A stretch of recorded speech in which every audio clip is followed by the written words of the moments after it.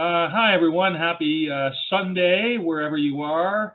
This is episode 7 of the Ed Non-Tech podcast.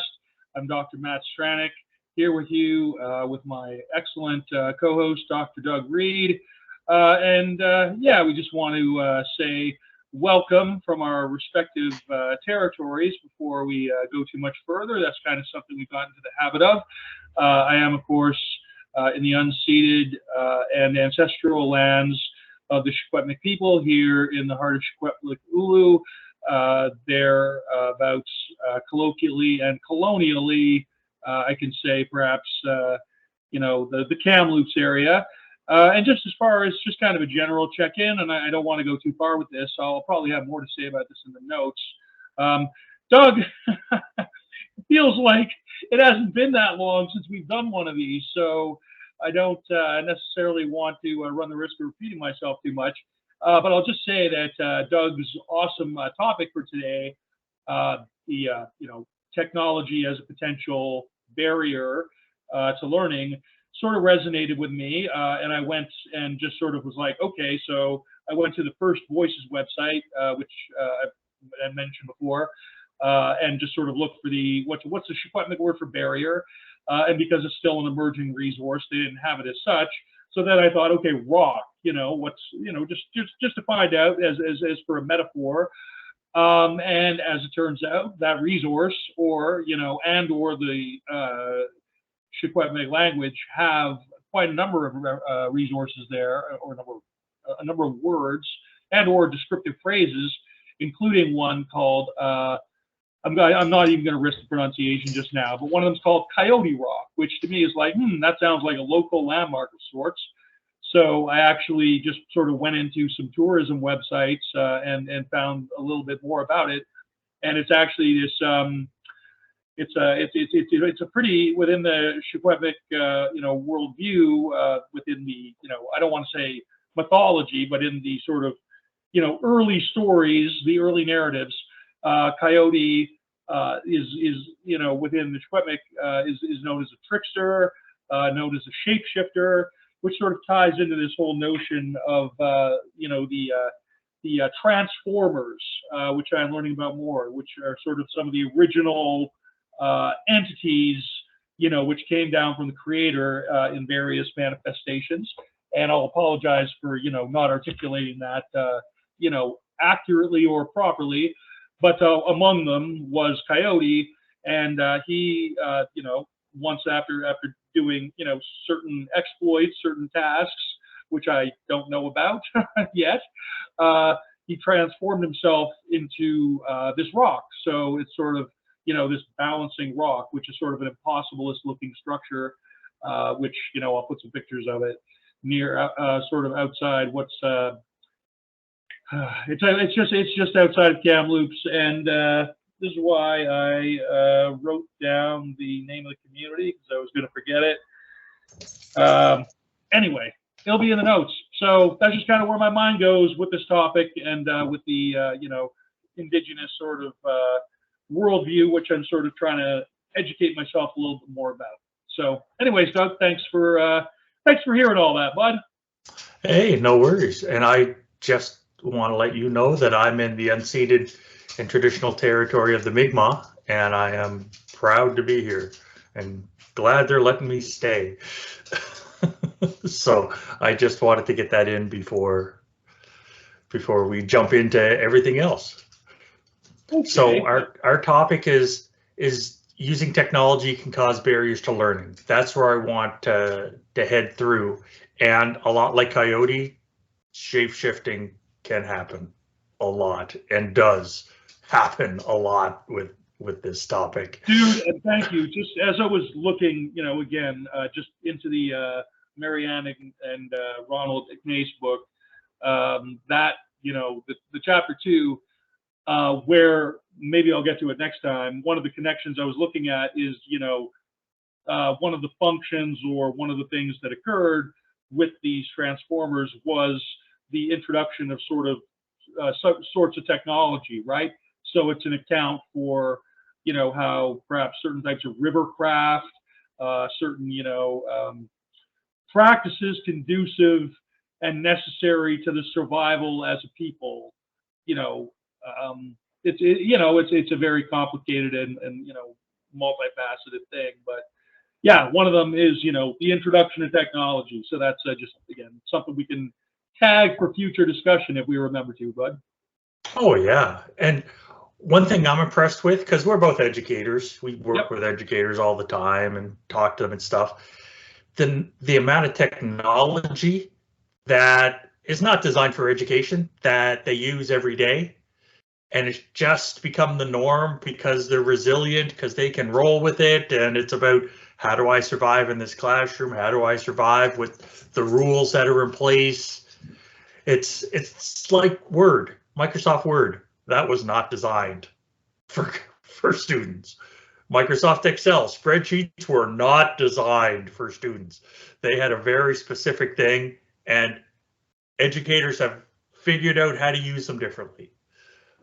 So it's how do we roll with things? How do we change things? I do like on the TRU campus, the Coyote on it's the library, right? Is it called the library, or is it the Learning Commons, or? It's sort of a multi-function student building, which I haven't necessarily been through the buildings as of the past 9 months, to be honest. But last I heard, the Teaching and Learning Center, some amount of the library, maybe most or all of the library is based in that building now. And that was sort of another image, when we see this. I should have my act together to just be able to do a screen share of it, but I'm not even going to attempt that now. But of the actual geographical structure, this rock, I mean, it looks like a ball balanced on a seal's nose, which is completely my projection onto it.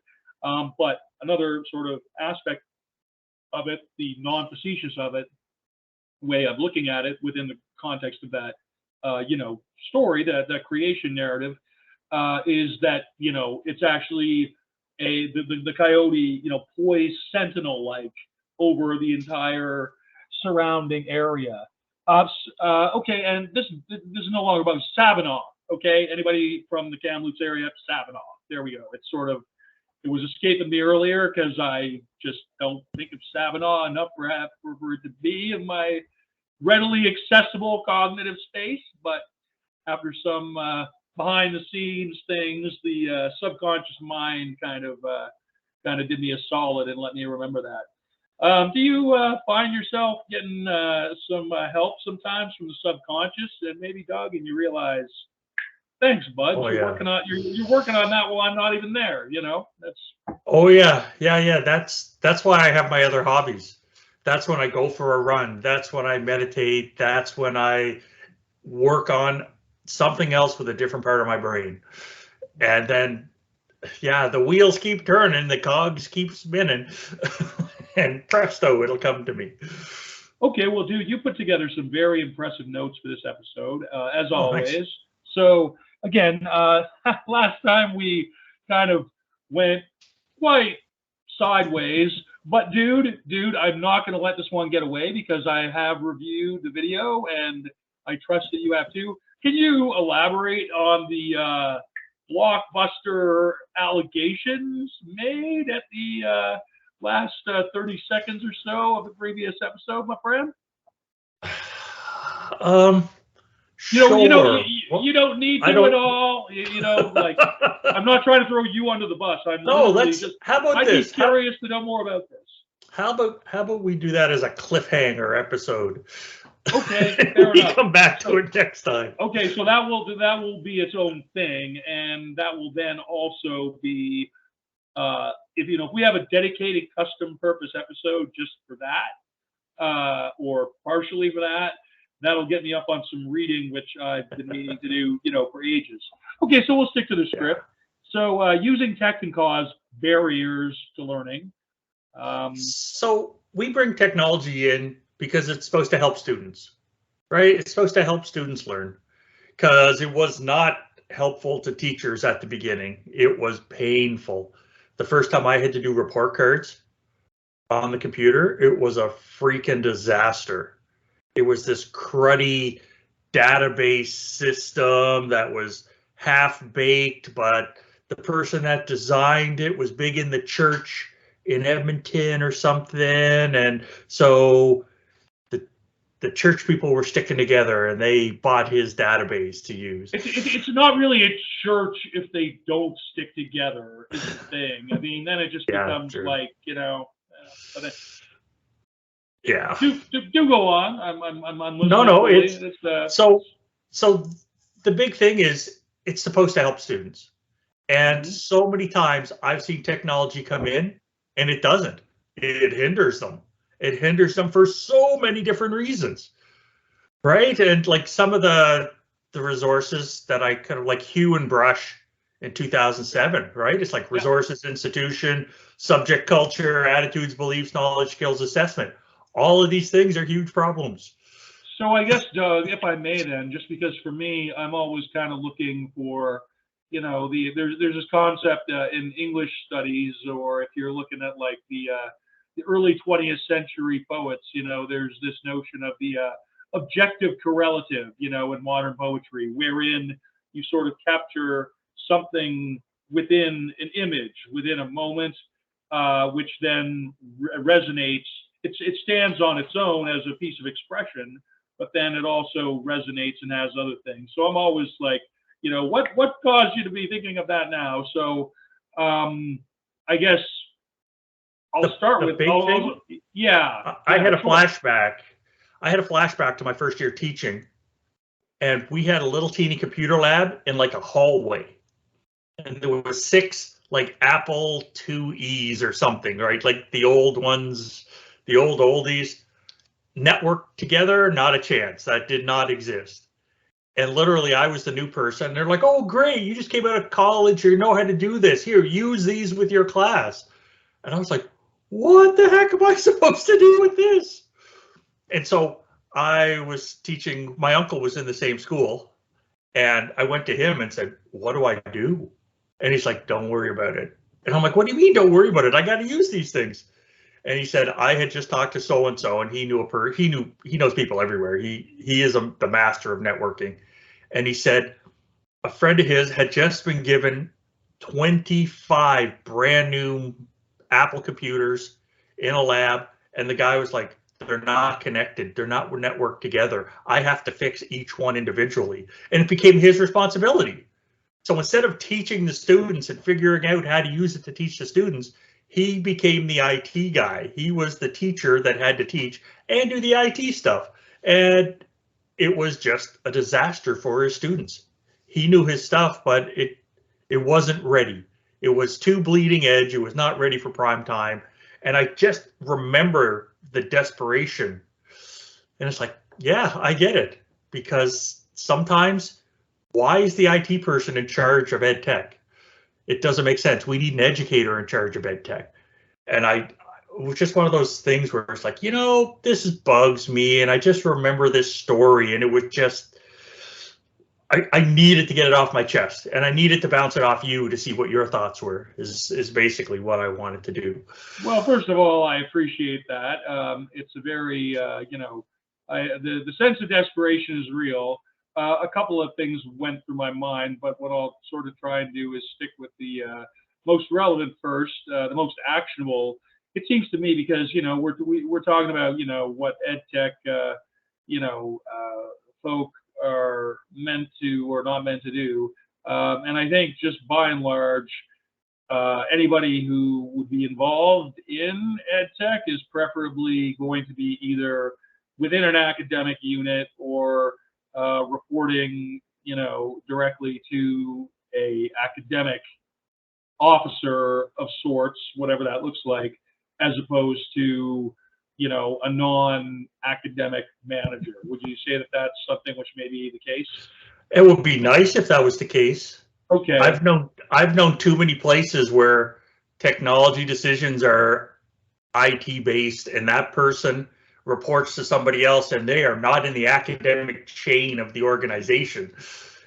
They're to the VP internal or the whatever VP corporate services or something. It's not the VP academic. It just seems like a lot of this comes from malformed procurement decisions or whatever, right? Yeah. And ed tech, I mean, by default, it's politicized because in order to manifest, within its area, it relies on the direct disbursement, usually from a post-secondary finance department into, teaching resources. So either the deployment or the lack of deployment or the perceived lack of deployment even, or it's politically fraught, right?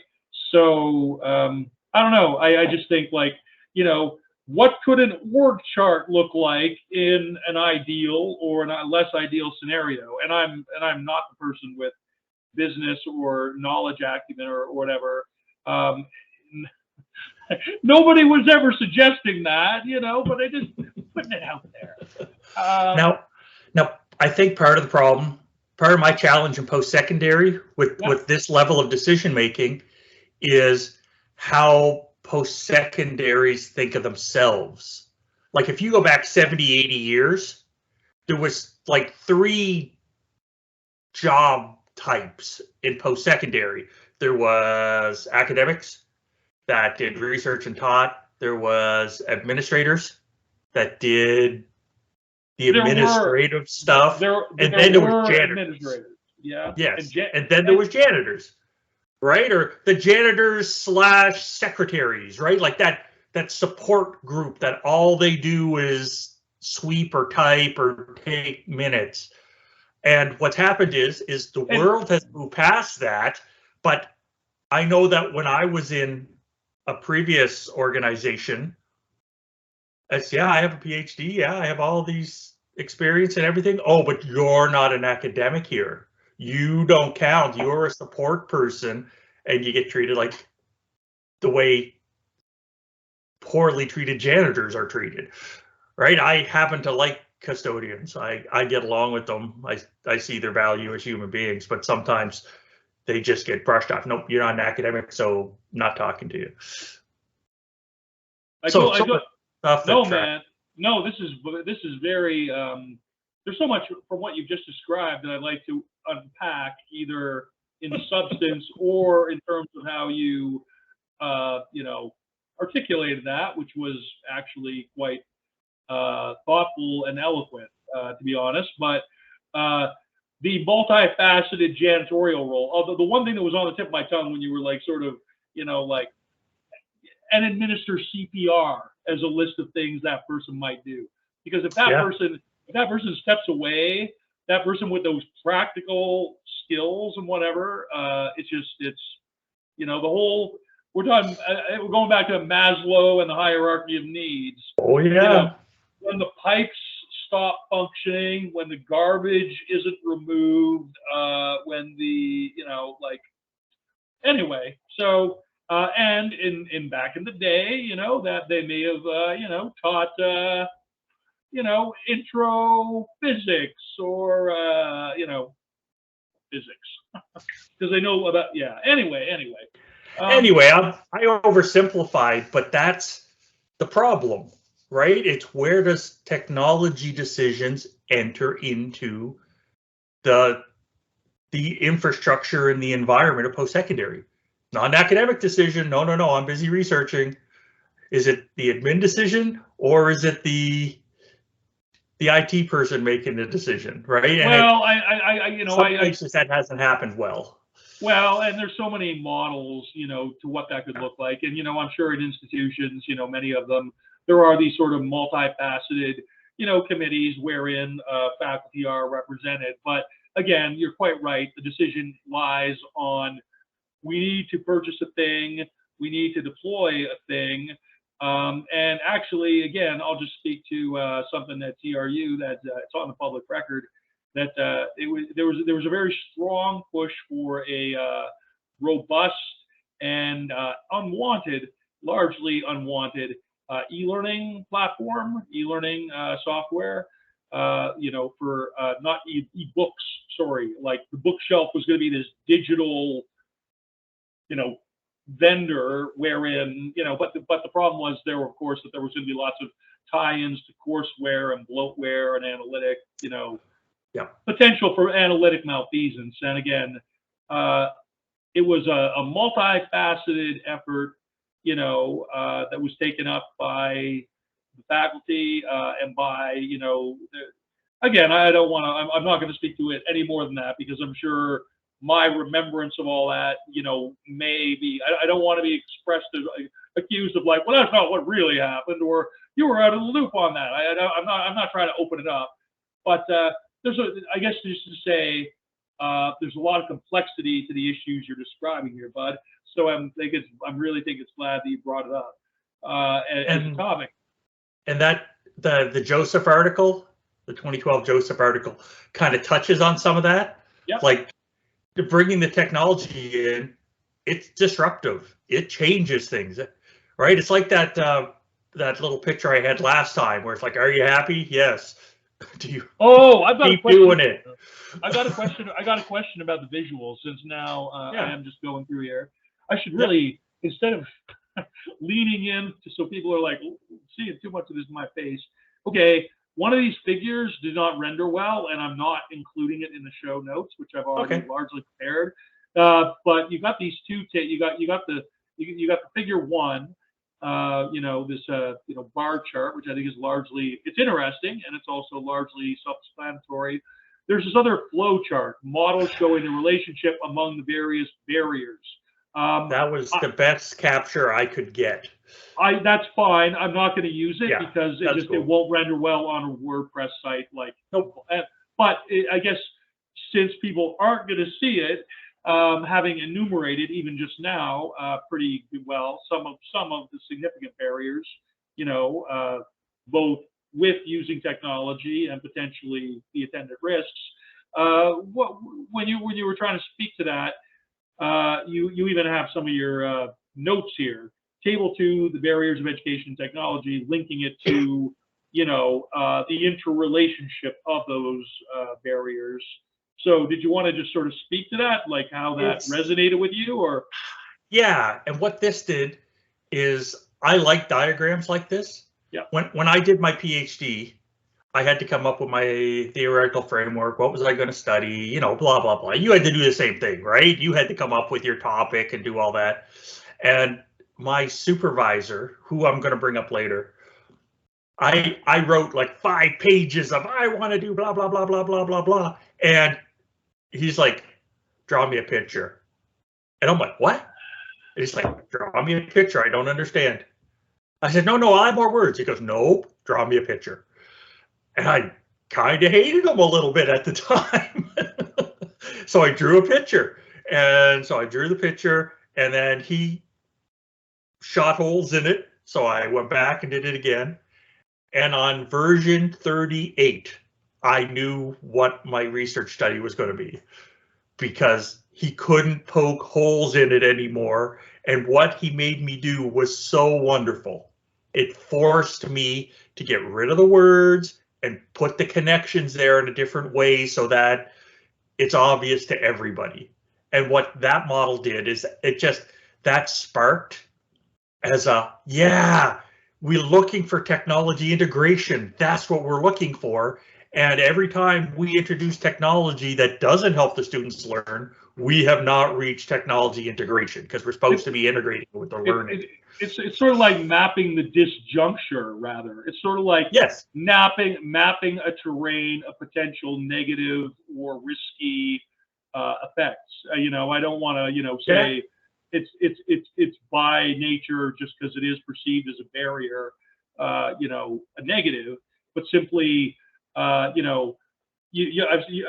seen, or there are these maps, right? Like of various institutions, like technological learning capabilities. Just like concept maps, like org charts, like flow charts of various kinds. I mean, whatever. You know what I'm getting at here, bud. Yep, I do. But and what I like here, I think I heard from you, just in describing this sort of visual, which nobody's going to see necessarily, but mapping. If I can find a nicer version, I'll send you a nicer version. But like doing an exercise in mapping specifically the risks,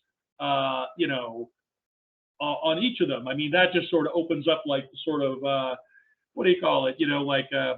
Like 99% of the universe is dark matter or something like that. Like we're sort of just looking at the negative capability, which informs, both the results and, in it, both intentional and unintentional of these kinds of things. So just the way you framed that, Bud, was quite interesting to me. That's all.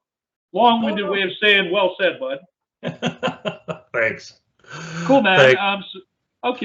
So then you got this Joseph article, which I think you mentioned already. Would you want to just Yeah, figure that a little bit more here? It talks about like the lack of confidence, competence, and access to resources, and it's like that sounds like every PD session I've ever done in K-12, and that sounds like most of the PD I've experienced in post-secondary. Competence, like I am competent, I am knowledgeable, or confident, Both. like as in. Might those sort of be broadly fit under then like efficacy? There's something. Does efficacy speak to a lack of being able to do something, or simply one's perception of their lack of a perceived? You know what I mean? Like, is it a deficit or is it a perceived deficit? Well, the problem is the relationship between both. Right. They might be useless, but if you've ever met one of those Dunning-Kruger people, you know the Dunning-Kruger effect? I didn't share that graphic. I should know that because I'm 44 and I've been working in universities for a while. I don't. Sorry, dude. Okay. Dunning-Kruger is freaking awesome. That's not the one about the more you know, the less you think you know, and the less you know, the more you think you know, is basically, it's like this inverse thing. I can Google it, share a picture. That's not the one about the cat inside the closed box, is it? No, that's Schrodinger. Schrodinger. Oh, Schrodinger. Yeah. Okay. Thank you, dude. I like to think I'm getting some of this now. Speaking of metaphors, right? speaking non-metaphorically about metaphors. Okay, man. So I guess I'll share the Dunning-Kruger thing with you, because some people, like, they have all kinds of skills and no confidence. Other people have no skills and heaps of confidence. And some people have neither. They have no skills and no confidence. Some have all kinds of confidence and all kinds of skills, right? Like there's that grid there that we could start putting people in. I will just say that on that scale, I really let myself get carried pretty high in my own mind by not a whole lot. To former colleagues who may or may not have voted me off a particular island, I mean, I get it, I get it, So anyway, not to go too far into the weeds, but okay, so this next part I thought was interesting, and I'll even just, mention it while I was putting up the notes. Your next reference here, you sort of speak to teachers are constantly challenged to prepare graduates to effectively. So again, using something effectively, sense of confidence, sense of competence, sense of efficacy, if we can put it that way. And Jacobson, is that Michelle Jacobson at University of Calgary? Yeah. Okay. And Newhouse, is that also somebody at U Calgary, or? I was Michelle's first grad student. Man, she is a absolutely fantastic person, and I regret that I don't know now necessarily what she's up to without a Google search. But I mean, actually, it was so cool. Myself and one of my colleagues showed up in Anaheim, California, for a conference where we talked about MOOCs, because that's what we were both writing about. And Michelle was my colleague's supervisor, and we went to like the steakhouse, whatever, at Disney World, and that's like the only time I've been to California. So Michelle's awesome. Dr. Michelle, oh, yeah. Dr. Jacobson, she's awesome. Anyway. Yeah, she's fantastic. And sorry, Newhouse? Newhouse. Paul Newhouse was my PhD supervisor. At U Calgary, sorry. Nowhere. You did. Edith Cowan University in Western Australia. I'll remember this without having to Okay. say it wrong. Okay, so and you were saying sort of here, and I actually replicated this, just kind of more or less as you put it.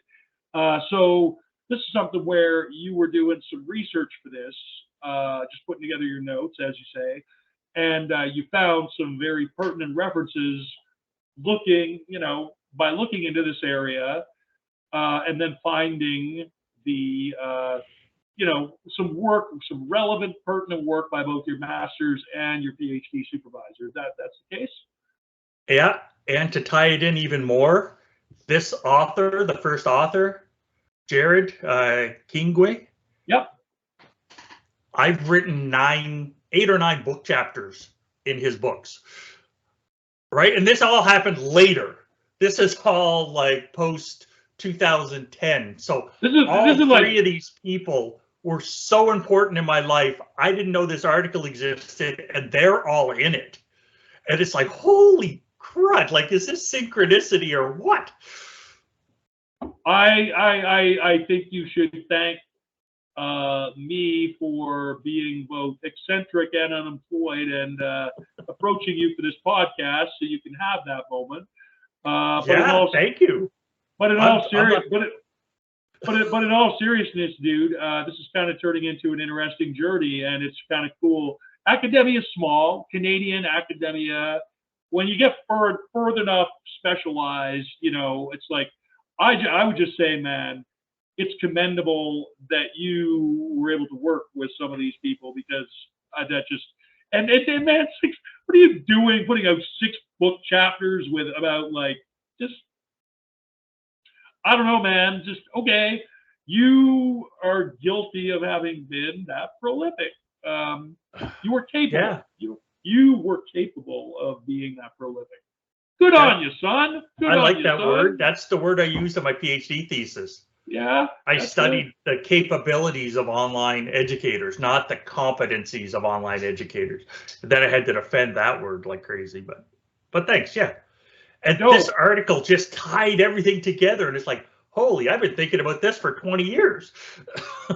So it's nice when something resonates immediately and deeply with that sort of almost karmic flow. It's like you're sort of you're going on this journey, and you sort of cycle in and you cycle out, and I mean, who knows? I mean, 15 years from now, you will both be further on your journey, and apparently your academic record is something we should pin to the website, man.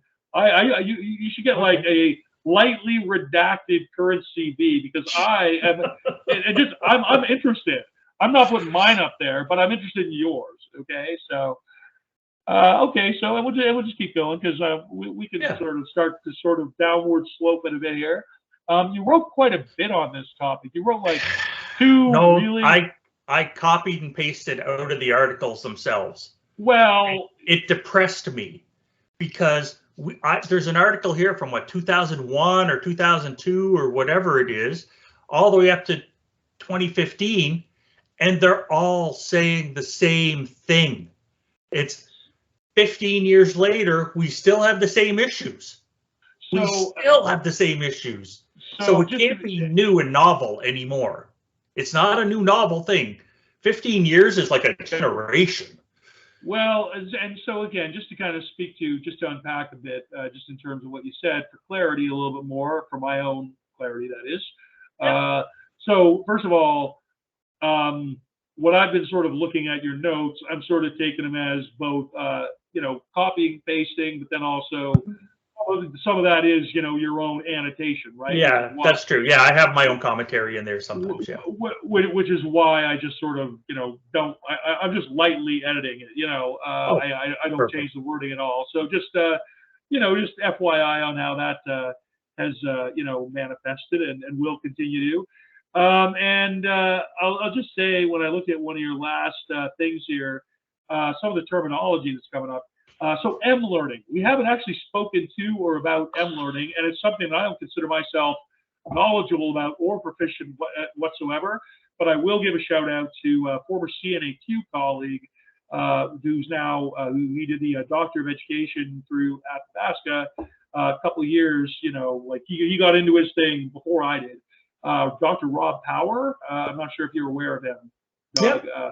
Okay. I don't know him, but I've read some of his stuff. So his, at least for a time, for that I, you know, recall working with him, M learning was the thing. So first of all, I'd be interested in your take on M learning, generally, and then I see it's actually published in the Turkish Journal, Online Journal of Educational Technology. I remember doing research on my doctoral studies, and they actually, you know, are putting out, you know, like I shouldn't say like, why would you have a low expectation of something? It's more like, it's like this Eurasian country, you know, produced this journal, which actually has, you know, like Garrison and submitted some COI stuff there, Garrison colleagues. I mean, there's actually, like when I was going through, you know, my literature heavy time, which was, albeit quite some time ago, that the Turkish journal actually had a fair amount of, you know, hits, like, you know, places from like maybe more, a little bit more open to emerging, quote unquote, teaching and learning situations, which, you know, when I was in Qatar, when I started with EdTech, that's where I was based out of.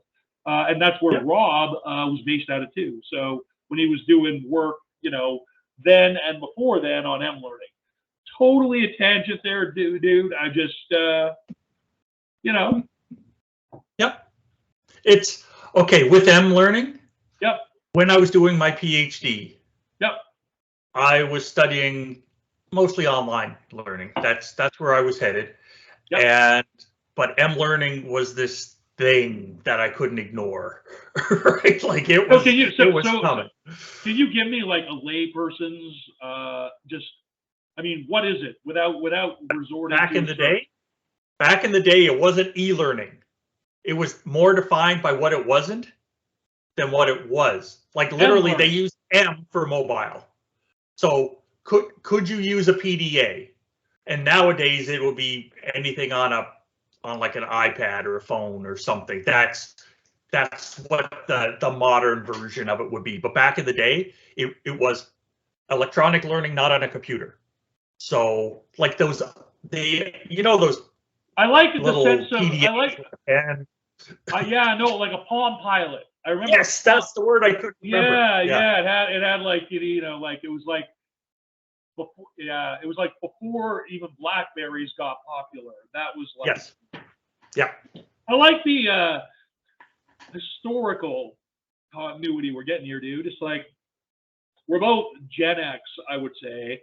I'm sort of positioning you a bit further into that experience, you know, that than I am. Fair enough. In terms of years, but you know, you're a history major, and to me, like history, you know, is made up of stories, and so I'm this lit guy, you know, sort of.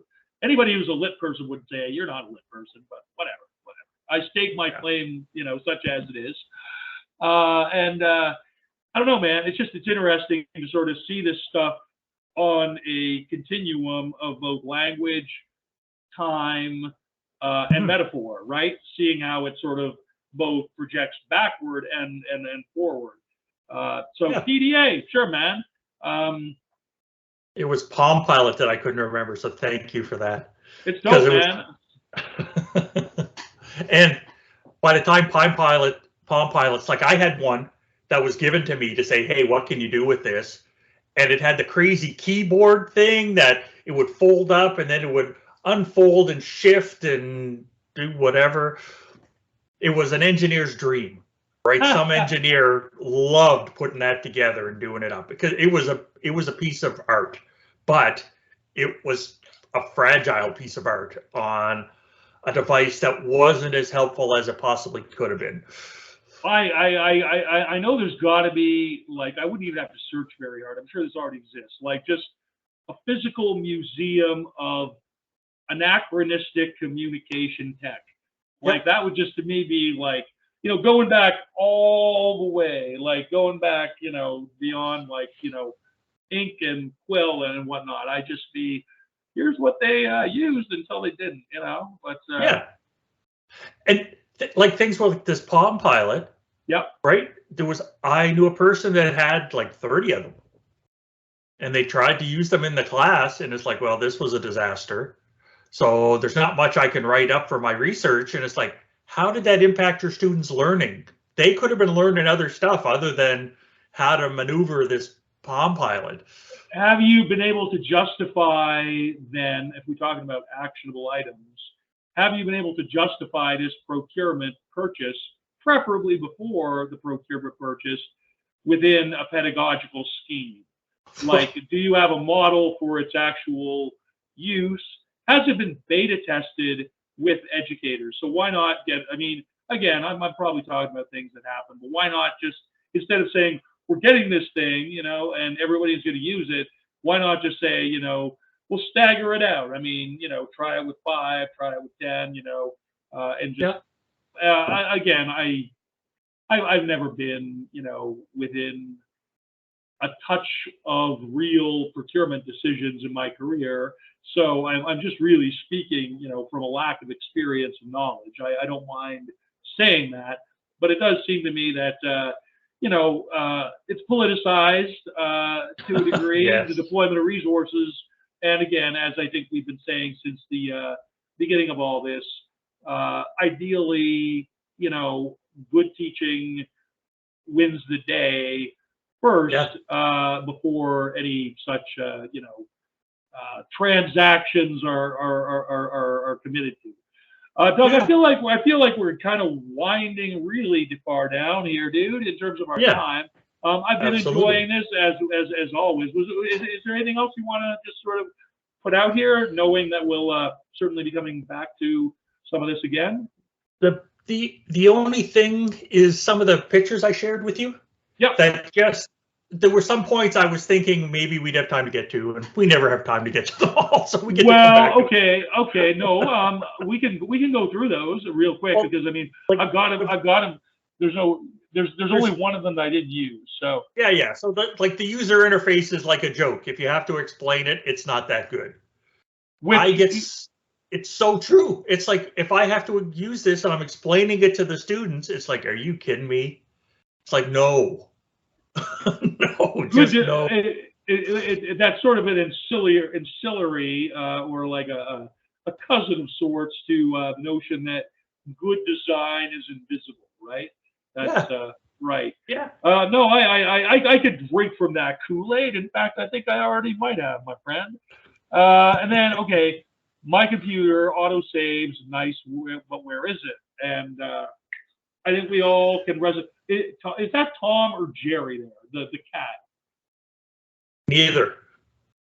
That's another cartoon cat from the 1930s or 1920s. Okay. It's neither of those two. Because Tom and Jerry, one of them was a mouse. Yeah, right. Yeah. But it's again, it comes back to, I'm working with students. I'm trying to help them learn. The computer auto saves. Where the heck is it? As soon as the students aren't learning and they're trying to frantically find their file, you've destroyed that educational feel. You've destroyed the vibe of them learning and being safe, because now they're not safe. Now it's, where the heck did that thing go? Nobody's safe in that case. And this is where, like, you know, blended learning actually becomes something where, if it's done well, it can be done really well. But awesome. You know, if it's done with intention and, you know, some care. But as you described, I mean, these kind of ad hoc situations where people are kind of left to their own devices with maybe some rudimentary technology kit that they either bring into it themselves or have foisted upon them, and then, you know, there's a disjuncture. It actually minimizes the face-to-face component, and it fails to leverages the advantages of that. So, no, man, this is all good. I don't want to talk about this one now, but I'll suffice it to say there are going to be dogs in the notes, and thank you for that, my friend. You're welcome. You're okay. Now there's this other one here. Do you remember there was an old saying that's like, it was a little cartoon or a little thing, and it was about, oh, don't worry, keep going. There's a light at the end of the tunnel, and then it's like a train coming the other way. And oh, right. Well, no, this, okay. So that you got two up here, dude. You got so two. I got Darth Vader, right? Like in that Rogue One thing where it's, yeah, the light at the end of the tunnel is not good. It's like the modern version of the train that's going to run you over. So I just don't trust people when they're like, oh yeah, the technology will be fine. I'm like, no, prove it first. Prove it. Show me that it's fine. Like, show me that it's fine, because your concept, I want what's best for my students, and you made the financial decision with no educational knowledge to buy this stuff or to rent it from whoever. So is it that more education folks are needed within IT departments, or is it more that the whole notion of how technology, or the whole approach of how technology is commonly deployed in post-secondary needs to be completely rethought in order to be done better? Just curious. I had an experience. At one point I ran an organization of educators across the province, not this province, another province, and it was like online. It's all online PD and online educational offerings, and there was like video conferencing. Yep. And so I connected with every single school district, and they all had JTCs, the jurisdictional technology contact. And the ones that had educators in that role got it. They understood what we were doing and how we could help their students, how we could help their teachers. The departments that, or the school boards that had a tech person as the jurisdictional technology contact, got nothing out of it. They brushed us off hard. They didn't want anything to do with us because they weren't educators. They didn't care. They wanted the computer to work. They wanted the network to work. They wanted the email to work. They wanted everything safe. And they didn't get the education half. And that shocked me when I was in that role. Dude, I always feel like there's a lot more we could cover, and I'm sure that there is. Yeah. I chuckled when I saw Pandora's inbox, and I may have moved that to the very top of the notes. Perfect. Of your section, just because I think it requires being displayed prominently. So, being as in actual fact, people will be catching this on Monday, or should have the option to, because I'll be doing what I do over here, and you're 4 hours earlier, or 4 hours later rather. So yeah, I mean, I'll just say, Doug, again, I'm digging this quite a lot for various reasons. Looking forward to. We're aiming for a weekly, more or twice weekly tempo here, Doug. That's a good question, because I thought it was going to be weekly, and then the weather hit you, and then the weather hit me. So we've done more of a correction. So I guess if you look at it, if you actually look at it since early October, barring those unplanned kind of incidents, we're probably, if I were willing to do math, which I most assuredly am not, we could probably average. Okay, well that's fine. So because I just. This is now just post talk.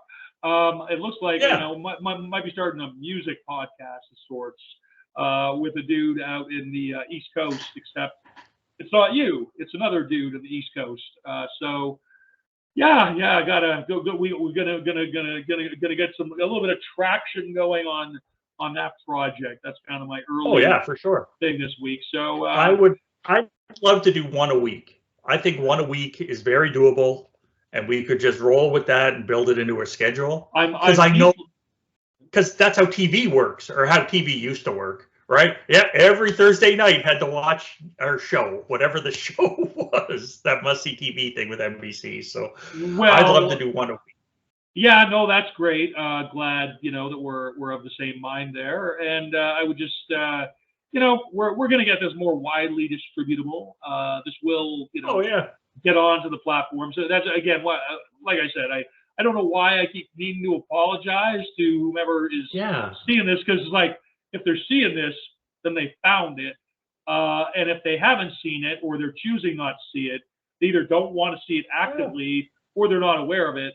So in which case it's just neuroses and latent Canadianism taking over, I suppose. Just there, you know, you can't argue with me. I'm being polite. I'm being humble. Like, just go along as I say. It's actually passive aggressive stuff, man. So apologize, dude. It's all good. I completely understand. And one thing I'm enjoying is looking back at the learning curve that we've gone through in the last 2 months. In addition to everything else going on in our worlds, because we got plenty going on in our worlds, going from the first teaser trailer you put together to now, and the structures that we have in place and things we've changed and things we thought we might do and we're not going to do, or maybe we'll do it later or whatever. Like, that learning, I think, is great and obvious, and I think it'll make a great paper when we get to it. Yeah, when we get to it. Well, and I'll just say, man, like, I just appreciate the opportunity now, like, just in putting this stuff together. That puts me on, you know, a certain kind of journey each time. So, yeah, man. Again, it's been a slice. It's always a good time, and you know, I'm following the trope of a middle-aged man who I'm just going to be made of, like, scarves and red wine at some point, you know. But go Lakers tonight, because they're my number 2 NBA team. They're my number, you know, I've only got 2. I only this is, you know, they could use a win, these Lakers. Anyways. And I'm sporting the Halifax Wanderers gear today. That's dope. What sort of sport is that? It's the Canadian Premier League, the soccer, Canadian soccer. Okay. I didn't even know that was a league. Is that anything to do with World Cup, dude? Is that anything to do with World Cup? Okay, no, that's a couple of steps down. So, no, but I mean, just like, are you signifying into the universe wearing a soccer shirt in the knowledge of today being the day that it starts? I would love to say yes to that, but I just did the swap of clothes. The summer clothes have gone away, the winter clothes are out, and this was on top of the pile, and it's like, oh, I like it, and it's cold in my house. This is the bus that's driving towards you to drive over you. Sorry, dude. No, I just don't want your expectations of me to be this high. Like, they're down here someplace would be better. That seems like a pretty good way. But sometimes and neither do I. Neither of us want your hopes to get too high, but we appreciate you checking in wherever and whenever you are. And I'm gonna hit the stop function. I'm gonna hit the stop record function before language fails me completely. Take care, everybody. Bye for now. Have a great week. Bye bye.